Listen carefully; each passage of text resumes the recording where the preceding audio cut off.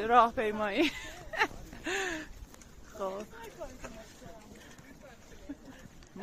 ما لیدرای این جنبش هستیم.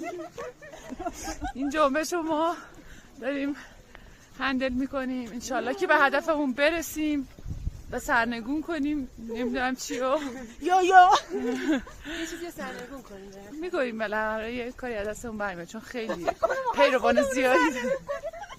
پیروان زیادی داریم. اینجا راهپیمایی. خب ما لیدرای این جنبش هستیم.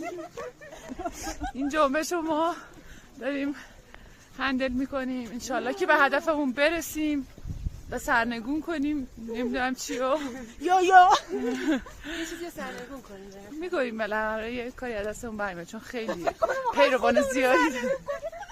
پیروان زیادی داریم. رسیدیم بیس کمپ، کلی آدم هست، اونم قله. خیلی شلوغه، راهپیمایی ادامه داره.